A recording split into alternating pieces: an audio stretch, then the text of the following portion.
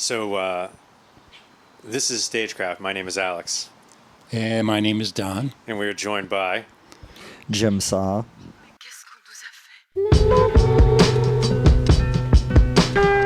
If you're interested in a copy of In My Eyes, Jim Saah photographs 1982 to 1997, probably the easiest place to go is to my website, which is just jimsaah.com, JIMSAAH.com. There's links to order the book there. You can look at some of my photographs. I like nature photography. Okay, I'm a big fan of the comedic nature photography awards. Oh yeah, That's good stuff. Yeah. Mostly because now with the just gigantic onslaught of photographs, at one time it is like, oh, cool picture of a moose, but now you're like, I could look up 70,000 pictures of a Right. moose. Yeah. Yeah. Which is it doesn't take away from how good the good stuff is, but you really got to climb through some banal. Yeah, it's been bad. The cell phone revolution has really brought the quality of what people expect of good photography down. Right. And it's like people are just, willing to accept things that, know, when they see something that is head and shoulders, it makes an impression. But, yeah. So talk about let's dip into that for a second. I like how you said that, head and shoulders above. So, what is? Sorry, Want go. a beer? Some water might actually just be Water? good. Yeah. Yeah. Watch out for that. Yeah. I love it. Head and shoulders above. Can you talk about that for a minute? Yeah, I was just saying. Thanks, man. I was just saying that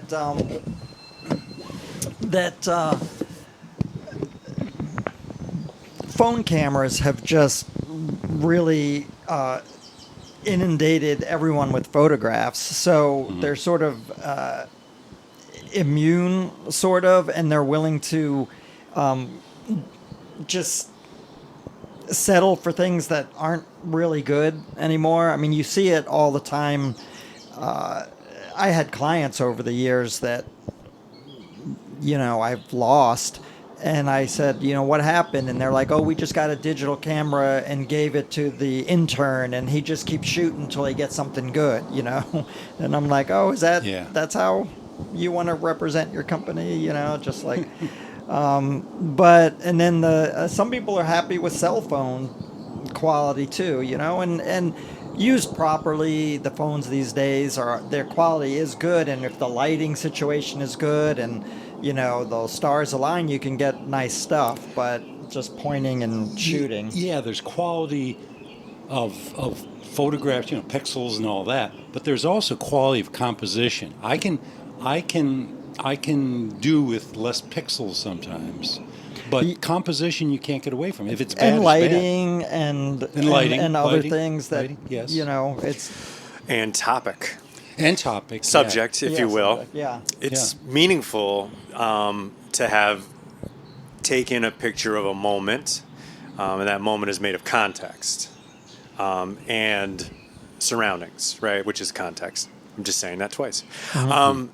I love what you said about, because I can take some sweet ass cell phone pictures. I'm good at it. But everyone who I send them to are looking at them at their phones, right? And a lot of pictures look good on your phone, especially pictures that were taken on your phone, and it's kind of like, it kind of just keeps feeding itself to a certain degree, because a lot of what people ingest is through their mobile. I guess not even a cell phone anymore. It's called something else. Smartphone. It's a smartphone. What for you, other than composition, creates something that can be head and shoulders above the mediocre shit? Well, in addition to the quality of the equipment and the knowledge of being able to find the light and expose properly and all that stuff, I think capturing a moment, not just putting up your phone and clicking at stuff that happens in front of you, but actually capturing a specific moment that's meaningful. Talk about finding a moment. It's I don't want to put words in your mouth, but maybe you were leaning towards the idea of going somewhere other than what's right in front of you, perhaps seeking something. Can you talk a little bit about that? Yeah, looking, or just being aware of timing, and just like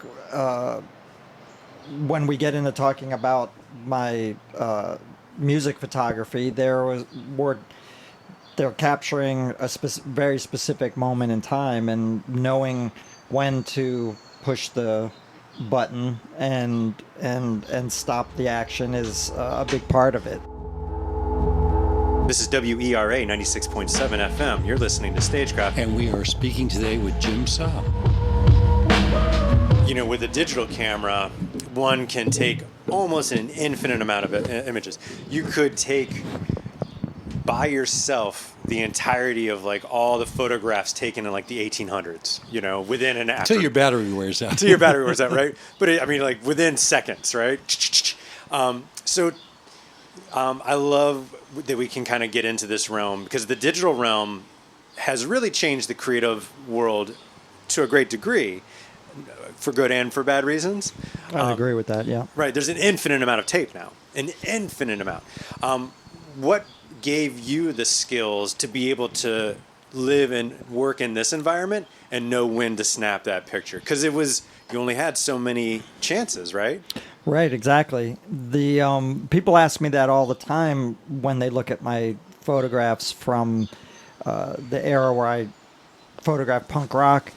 And it's very kinetic music. It's very fast paced. And, you know, I have photographs of like that one of Marginal Man where the singer is jumping over the drummer and you see the drummer's, you know, face, and the chord is arced. And that, I took one shot of that because it's, like you said, it's not, you know, I mean, film cameras did have auto winders back then, but I didn't have the kind of money to be blowing through, or the money to buy an auto winder. But also, I didn't. Film was expensive; it cost money. Developing it cost money, so you had to be selective. And I might have 2 rolls of film to shoot on a band, or even 2 or 3 rolls to shoot on 3 bands. You know, because the band you came for, the headline or whatever, you save some more film for, But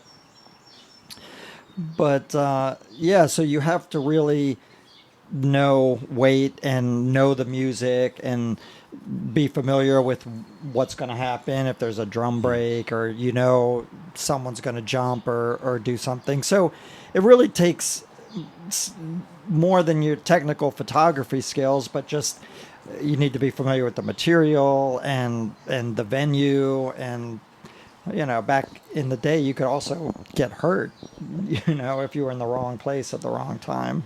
Yeah, limitations sometimes make you think a little harder about what you do and what you choose, for sure. Definitely, because I had to make choices all the time on how much I was going to shoot of a band, if I wanted to save some more film.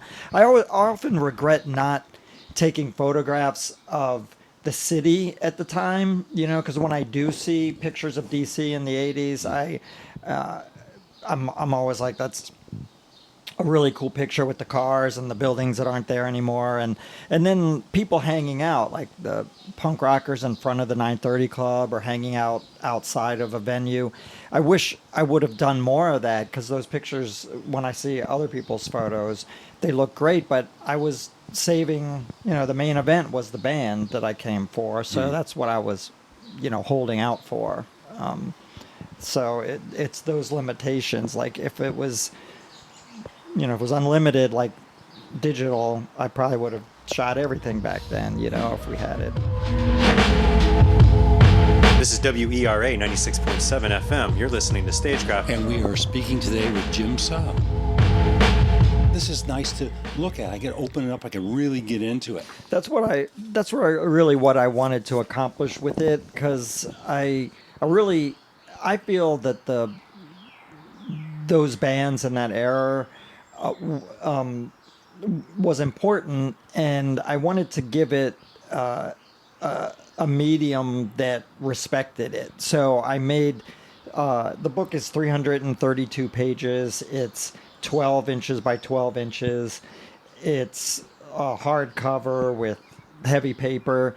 And I designed it, or I had it designed in a way where I wanted the photographs to just stand on their own. I didn't want to give it a punk rock, like flyers and words going all over the page and make it look real punky. I wanted to give it a fine art approach. So, like the designer even said it himself. He's like, I want people to feel like they're looking at the photograph in like an art gallery on the page. So there's just a photo, on a page, either a white background or a black background. The quality of the reproduction is really good. And that's why I wanted to make it that way. And people really are impressed by the size when they see it. They didn't think it was going to be like a coffee table art book. You usually see like Lighthouses of Maine or something on a book that size, not like punk rock photographs. Yeah, I mean, if this was here and we were sitting here in 1982, 83, or 84, I would say, what? Right. What? It should be. I would imagine the punk movement being on newsprint. Yeah, I made a fanzine back then, and it was Xeroxed and stuff like that. But I think, because of the amount of time between people, there's still kids today that like these bands. So there's people, in their 50s and 40s and up to their 20s that still appreciate this music. And a lot of these bands were influential. Like, Don, it's like DC wasn't a huge scene, but it was a very influential scene, and you were responsible for it was in real time influential up and down the coast. But it was later on more influential as it went on. Is that? Yeah. What was your perspective? Yeah, on it? Give us that. Yeah, I made this movie Salad Days with my friend Scott Crawford, and I was the director of photography on it, and he wrote and directed it. And we found a lot of people that, even in real time, as you say, were really enthusiastic about music coming out of DC. And we had so many people. We were going to actually make a part of the movie where we just talked to people that didn't live in DC and how they made extra effort to get music from DC. They would go, if their city had a good record store, they would go in and just say, what's on Discord Records? Like, I'll buy whatever. And if they didn't have a store, they would send $3 to Discord. And so a lot of people would just say, send me the newest single. They didn't even care. They just knew that they put out quality music. And we had so many stories like that. And that was in real time. And, as it said on a lot of Discord records, putting DC on the map. And, it was kind of a tongue-in-cheek comment, but it sort of ended up being true. And, of course, there was other record labels and stuff in DC. They're the most well-known, and they still exist today. So...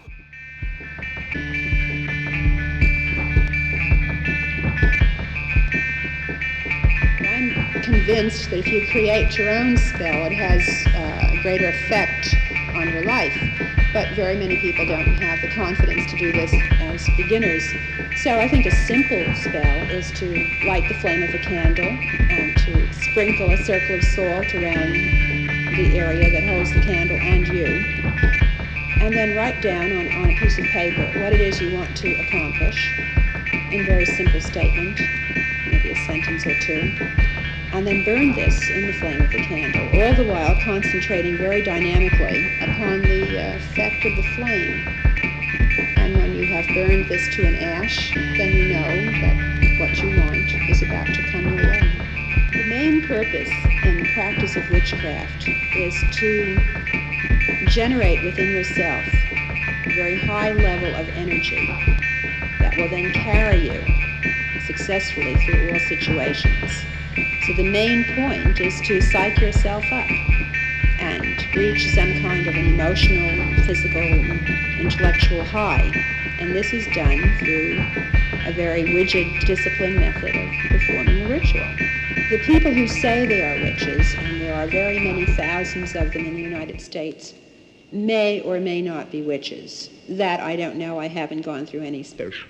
And talk about and so you paid attention to it because you were vibing with it, not just you thought this is important and I'm excited about it, but there was also like you're into it, you were part of the community. It seemed like we could sort of connect the idea of it's not just like knowing the music because you're a fan of the music, it's also you're part of the artistic flow as well, right? Like that's almost knowing the vibe, how the show is going to go, where to stand. Alex? Yeah. Can you talk about that a little bit? Yeah. If I'm not putting words in your mouth. No. I very much feel that before I discovered punk rock, I always loved music, and I had older brothers and sisters, so we had a lot of records in our house, and I had the Beatles and the Stones and all this music. And I would sometimes be taken by my older siblings to concerts, but they were, big concerts at the arenas, where the people are really small and you're sitting in your seat and you're just watching. It's just like a spectator thing. Coliseums, list like that. Yeah. But then when I went to my first punk rock show and people are participating. It was a participatory. You could get on the stage, you could sing along with the singer, then you jump off. It was very interactive, and that was very exciting to me. And being a photographer, I didn't feel like I was just taking pictures of something that was happening. But since I was involved in it, I felt like I was part of it. So I would not only take pictures of the band singing, but the audience were always a big part of my work. As you can see, even the cover of the book, you see it's taken from the stage, and it's a picture of Minor Threat's last show, and you can see the audience in the photo. And I really did want to capture the whole aesthetic of the thing, and I felt part of it, and I felt like I wasn't in a band, but I felt like I was part of the scene by documenting it. And even the other people that were there to enjoy it, everyone had their role. I felt the same way too, because of course I'm not of their generation at the time. Still not. Seems to carry through in life. Yeah. But still, I was part of it because of what I did and documented from them too, and it was a good feeling. And it was and in many ways, because the community was smaller, I guess, in some of the other cities like LA and like that, it almost felt like more of a community.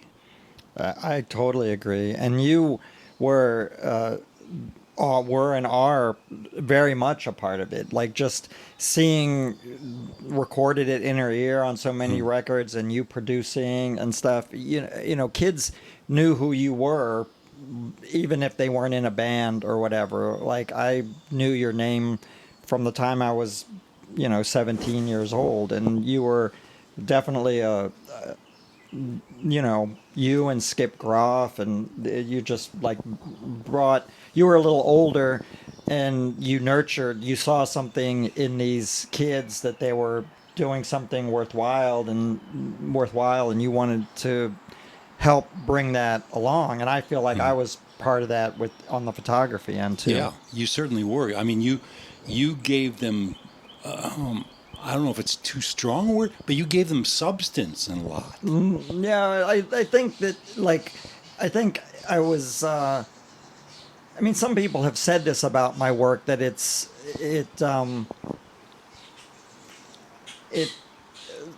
sort of elevates I mean, basically what I was saying was my idea with the book. I wanted to give it the fine art approach. And people have said that the photographs, the way it was, the moments were captured, really bring them back.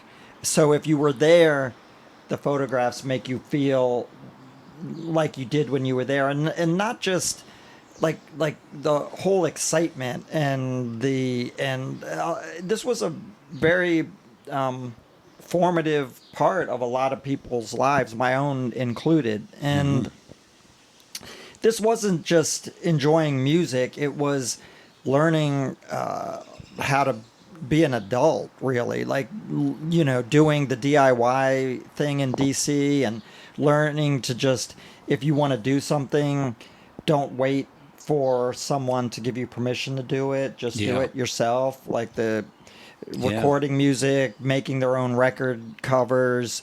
You know, I made my own fanzine. I wanted my photos to get out there, and I didn't want to wait to some magazine to print it. I just made my own magazine, and I got it into stores all over the country. And Talk a little bit about how that interfaces, though, with my grumpy old man syndrome of I'm not telling you can't do that, but it's like I hate the phrase that sometimes people say, just let people enjoy things, right? If someone likes it, that somehow validates that it should exist. Because I love the spirit of DIY. Who doesn't? Of just do it. But then there comes this, like, should everyone be doing it? Should everyone be doing it? Well, in that book, not everyone was doing it. Not everyone was Matter of fact, I'm sure Jim knows, some of the shows, I mean, were on a shoestring. Places wouldn't have that music in it. They didn't. Too but many everyone fights. can do it now, is what I mean. Like, everyone can do almost all the things. Right. Yeah, Not I mean, that you could do anything this massive and well published, you know, and thick, but we could certainly get a 300-page photography book delivered here in 4 days. You know, and it wouldn't be, again, like we're talking about quality versus not. But then you're like, well, I don't know if everyone should be able to do that. And I don't, you know, like, and I don't know who decides who does and who doesn't. The gatekeeper. The gatekeeper. Well, either the gatekeeper or if it's the DIY thing, I guess it's the I hate the word, but like the marketplace, I guess. Like who's interested in it, who, you know. If no one's checking out your shit, you probably shouldn't be making any. No, and good stuff rises to the top, you know. You don't need to beat nature into submission. Why be hostile to nature? Because after all, you are a symptom of nature. You, as a human being, you grow out of this physical universe in just exactly the same way that an apple grows off an apple tree.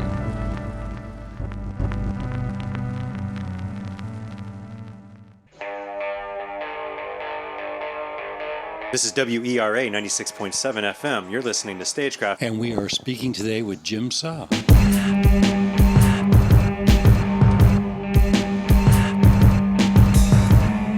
Getting your foot in the door in a particular place, like it is hard from the ground up, but that's why it seems like community is maybe the most important part still. You know.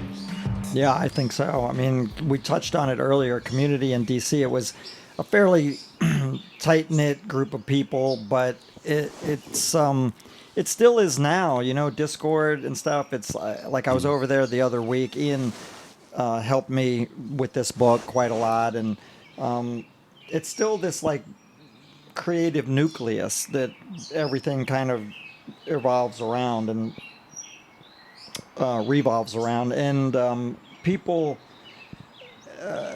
that even come to town like to go and check it out. Like Ian's just been a great steward of the art and the history, and now he has an archive where all the master tapes, and he put a copy of my book in there, so even if, you know, I don't know, it's like fireproof and temperature, you know, adjusted and everything. So he's really kept it going, and I think he's kept the music alive too. Like if he would have,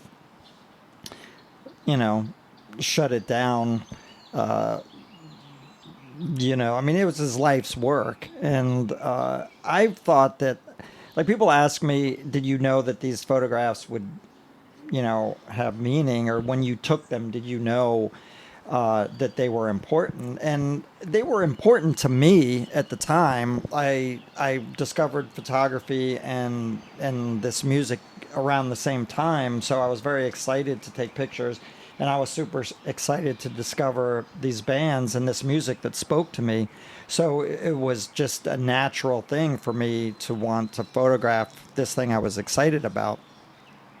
And I was 16, 17 years old. I had no idea that anyone would be talking about this stuff 40 years later. And That's for sure. yeah, and it didn't even, I didn't even think about it. I mean, you don't think about that stuff when you're that age, but I must have thought it was important because a lot of people told me, "Oh, I took pictures of bands, but I left the negatives in my mother's house, and I don't know what happened to them, or she cleaned out my stuff, and but I kept these negatives safe and in files, like from the beginning. I still have some files that I wrote on, made the folder like 40 years ago. That's fun to think about for a second, though. So let's just talk a little bit about why you got to the point where you decided to start taking the pictures, though. Because, I understand what you said. Like, you didn't know that you were capturing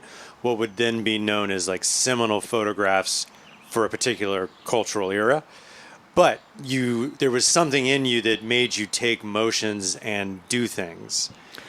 Right. And that was just the combination, the perfect storm of taking a photography class. I wasn't really, my family was normal family. They had Instamatic cameras, and we would take pictures on vacations and stuff, but it was not very common.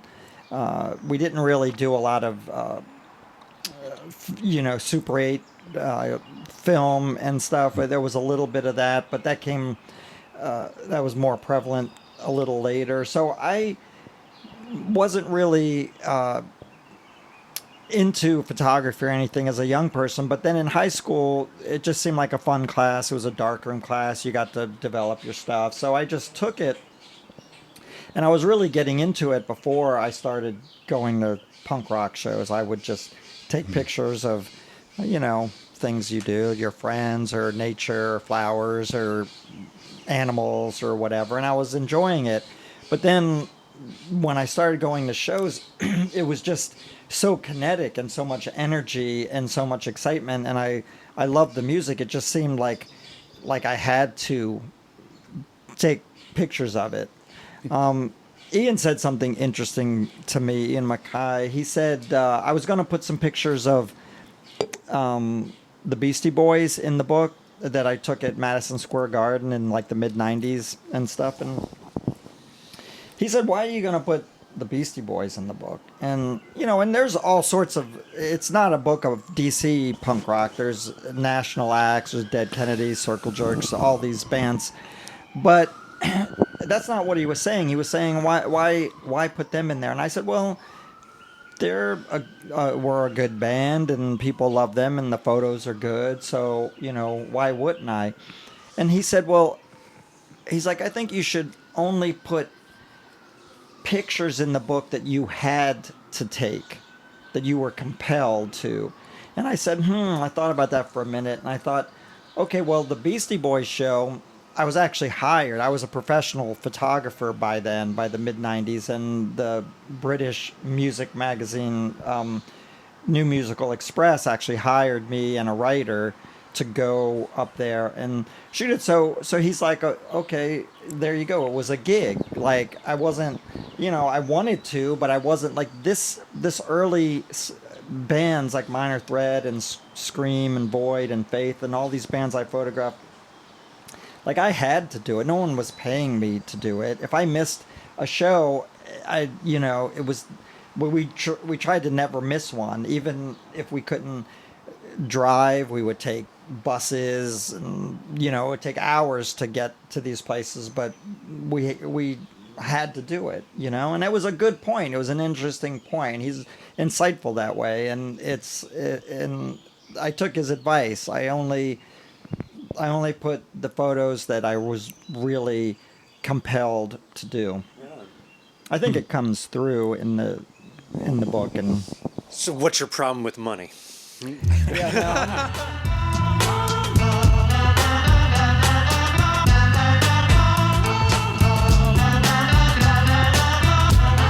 This is WERA 96.7 FM. You're listening to StageCraft. And we are speaking today with Jim Saah. I don't have a problem, I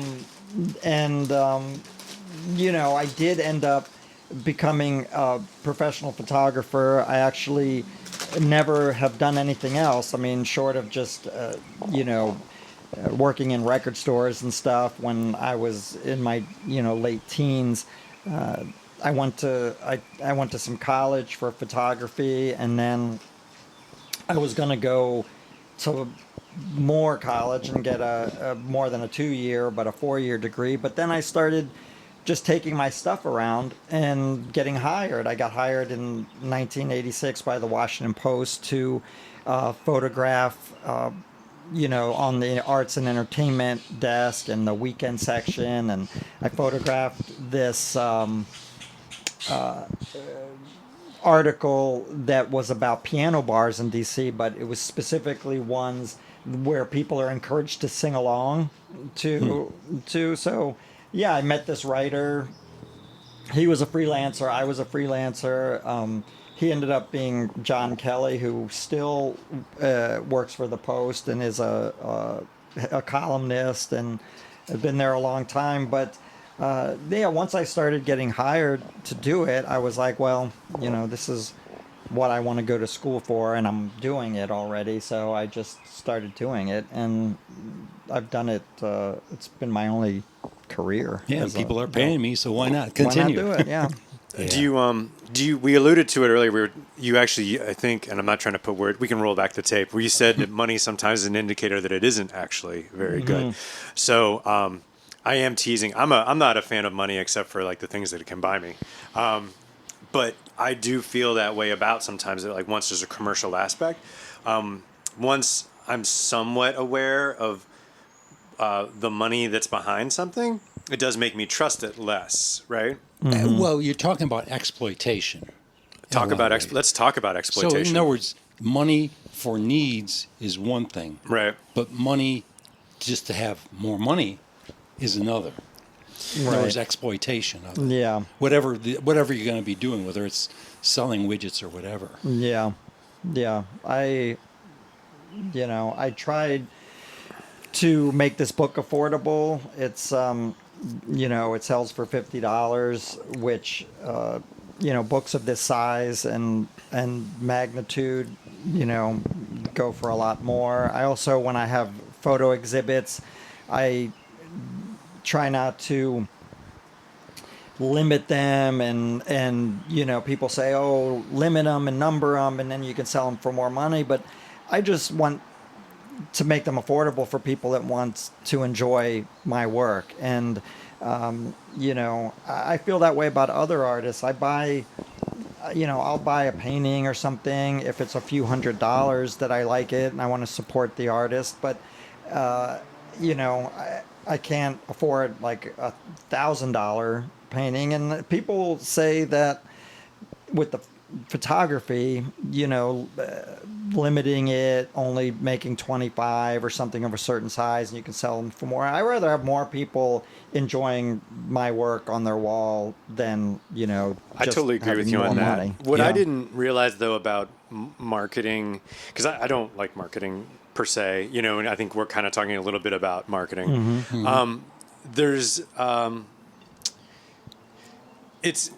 Sometimes you have to have a gimmick within the marketing just to be culturally relevant. So an example would be like a Patreon page, right? that's just a reconfiguring of whatever model, right? It's not necessarily a new thing. It's just a reconfiguration of already existing things, and that you're like, but you have to use it because it's culturally relevant, right? And the same with like having like, I'm going to sell this amount or a subscription model or whatever these other things are. You're kind of just playing within like whatever the new thing is in order to just be kind of like everyone else, so they understand it, right? It's Hey, not, you're speaking their language. you're speaking in just a common financial language, if you will. Right. And the whole like Patreon thing is just like if you if you like something and want to support it back in the day, like if a band played, a donation or you give Right. gas money or something, you want to support the things you like. So that's another way of how good things bubble to the top. Like if True. people are into it and willing to throw a few bucks a month to it so it could continue, then it's a way of just showing your support. Yeah.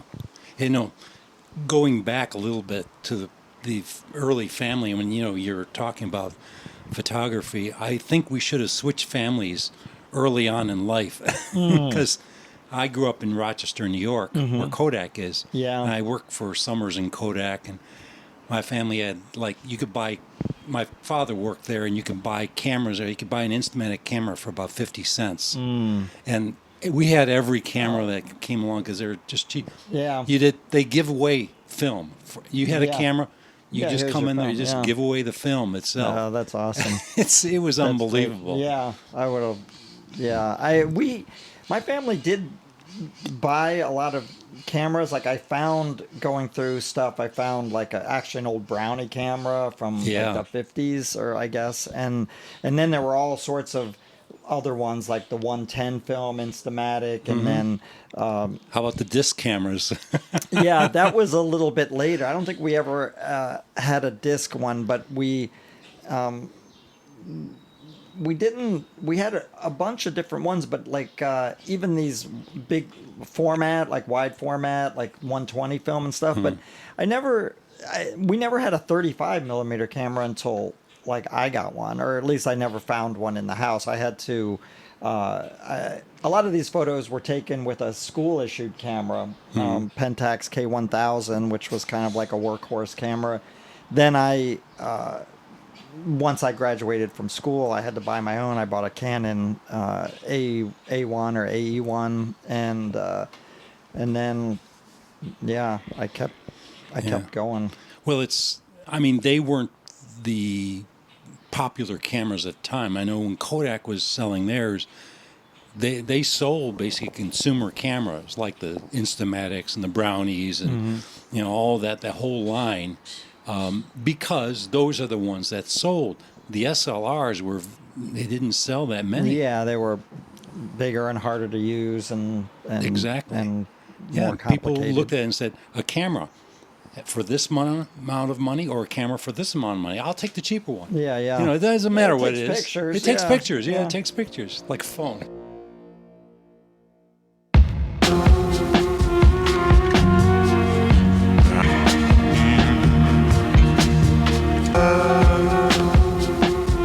This is WERA 96.7 FM. You're listening to StageCraft. And we are speaking today with Jim Saah.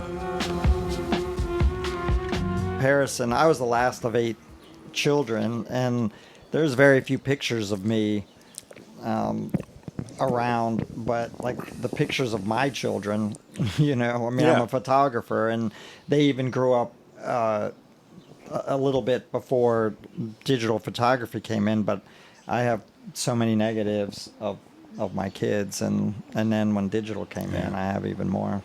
Wow. What I think there's Don. We talk about how compression used to be really bad for a while, like that people were taking out the highs and the lows, and they were just kind of staying in the mids. Or stick with me. It's like that's kind of what I miss. Is like art used to either be really good or it was like real garbage. Like you're like, I don't know about this. But now it's like everything is kind of in that mid-range, where it's just enough to get by. It's professional-ish, but it's truly hard to find like the extraordinary things. But that stuff lasts over time. Like looking back 10 years, stuff, seems like it didn't just rise to the top, but it kept going. Yeah. And then there's like production standards that were like real dated and stuff that sometimes that sounds real 80s or whatever, Right. but like the stuff, like I guess you're saying there's a certain quality that you're looking for, or like your analogy about compression, like Right. that stuff in the middle, are you saying that's just good enough to get by? Exactly. You're good enough. Like bands is a great example. If you go see bands, everyone knows how to play their instrument reasonably well. They can hit their marks reasonably well. But the performance aspect is missing that extra something. And no one's taking a great amount of chances. Again, of course, there are pockets of that stuff. But in order to get to play, like it's almost like there's you just have to be just good enough. Just good enough. Right. Well, that book exemplifies the fact that punk felt it was so, at the time, insignificant that they could take chances. They could take Right. chances, right? Right. Well, that's what Ian says at the beginning of Salad Days. He says, DC was a small town, and it was kind of bankrupt in the 80s, and everyone that worked for the government went home. And you can really make something extraordinary happen because no one was looking. No one was telling you couldn't. No one, like, there was places to rent out for cheap to have a show, and you could take chances, as you were saying. Yeah, nobody cared in a lot of ways. Yeah. Because this is a very small fad. It's just too loud, too whatever, and it's not going to. Next month we're not going to see it around. Right. And there was safety within the community. It's easy to take Yeah. chances in front of your friends, Yeah. Yes. right? Yeah, that's than it true, is too. to take chances in front of Synecdoche, New York, which you might be going through, Hey, what's wrong with Schenectady, New York? I can never pronounce it, and I was wondering if I could nail it this time. Yeah. Just think of General Electric. Synecdoche. Is I it think they're- Synecdoche? See, I said it wrong again. Well, I think you're right the first time. Yeah. Talk about the book. Where can people get the book? Where would you prefer people to purchase the book from? Well, the book is available primarily from a website, Shopify, Cabin One Books. That is probably the best place. People can also, I have a website, it's easy to find. It's just my name, jimsaah.com, JIMSAAH.com. And there's links to get the book there. There's a lot of my photos, a lot of punk rock photos. I have an archive section which has a lot of photos that aren't in the book. And you can even just reach out to me directly through my website if you're local and you want a signed copy or whatever. Do you carry around books in your car just in case people are like, hey, Jim Saah, can I get a copy of that book right now? I have about 5 in my car right now. See? Always be ready. Yeah, you're ready. Someone will say, "Oh, you made that book? I've been meaning to get it." I'm like, "Well, I got one right here." And then It's you happening. call them on Yeah. shit, and they're like, oh, I fucking forgot. Yeah. Oh, I'd love to have one of those. Well, let me just go out to my Yeah. trunk. Yeah. Oh, yeah. Yeah, no, I think it's a very good thing because once again, this is your art and you have to get it out there. Right. And Yes. since this is a local radio station, it's in stores too, like Politics and Prose and Smash Records and places like that. Support your union bookstore. Yeah. Politics and Prose. Yeah. Great. Let's talk some more. We don't have to wrap this up. I don't know why. It felt like we were wrapping up, didn't it? Yeah, it felt like an ending. Yeah. Do you have a hard stop? What time is your hard stop? Oh, I don't know. I mean, Yeah. I don't. Okay. I mean, traffic is going to be fucked. I know, you might Going as well home no stay matter till what, like so 9:30 at doesn't this point. matter. Let me let this siren go by.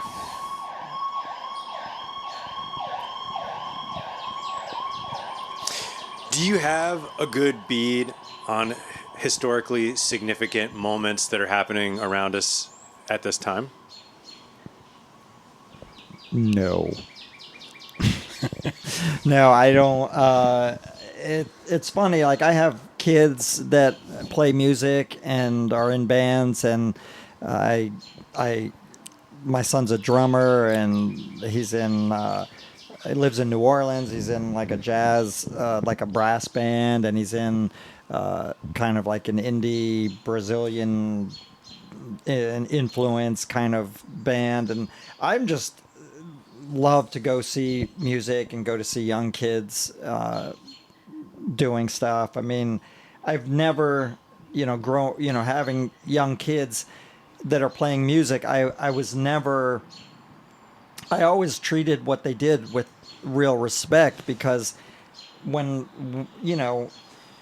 I mean, when I was seeing these bands that I still love today, I was 17, they were 17, 18, 19 years old. They were kids, making this music, Minor Threat and all these bands. So, and you can even go back. I mean, Bob Dylan made 3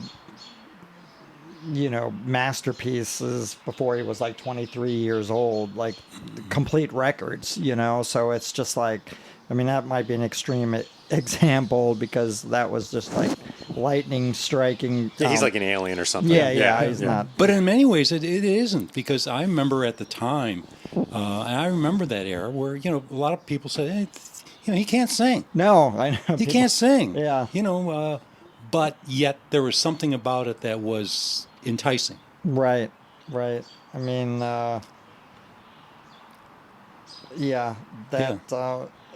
what's that old joke about that if you're a musician and you think of something, a melody or a lyric, and it's the middle of the night, you better write it down, because if you don't, it just goes to Bob Dylan. Like, you lose it and he gets it. Yeah, It's fair. It's fair. Yeah. Well, what is a contemporaneous punk scene or movement right now?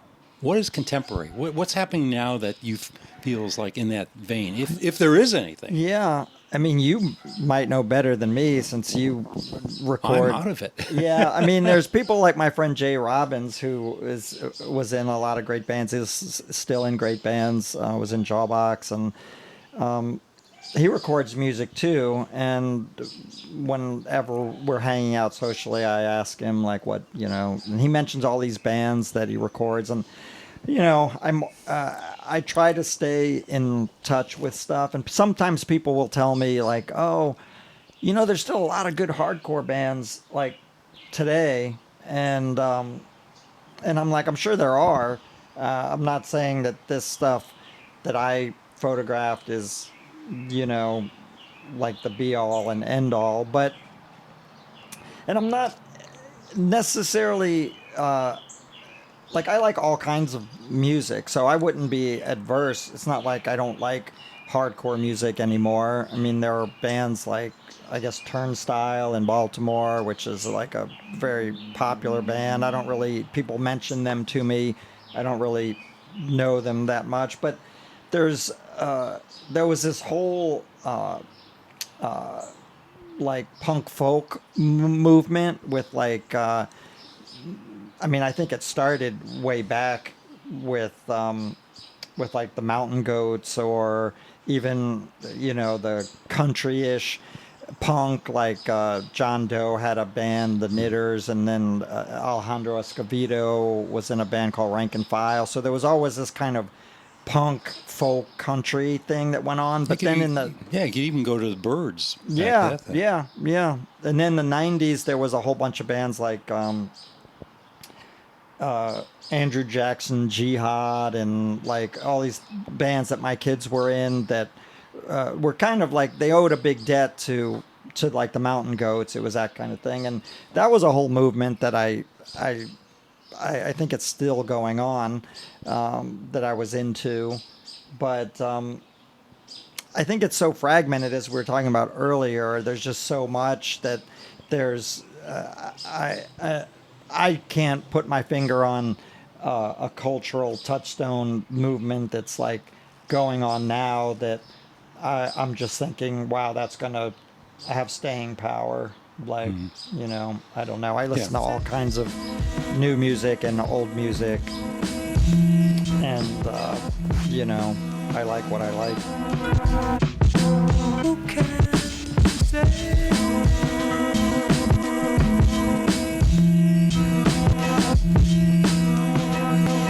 People will go see, you know, these hair metal bands because they remembered, you know. Yeah, but they stack them.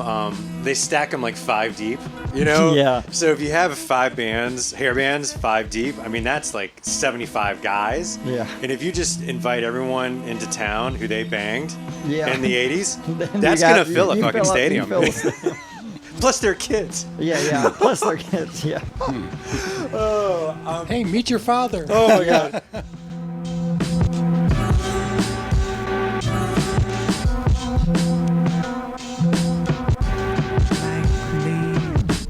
For me, I think a photograph is a moment in time, a decisive moment captured that can mean just like a song or a painting, or it can mean different things to different people, but it is of a place and a time that is that I would think if a photograph has life to it, it captures something that is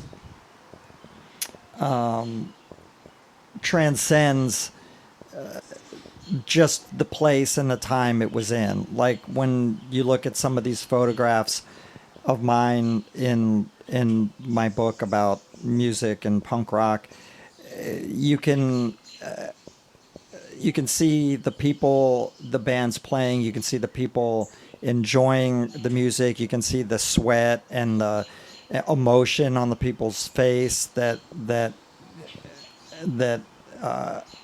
were there, and that a lot of people will say, "Oh, I'm getting your book so I can find myself in the audience and relive these great experiences." And then there's people that are too young that say, "Oh, I'd love to look at these photos because I wish I was there." And so I think a photograph is a decisive moment that brings some emotion out in the viewer, and that can be different things for different people.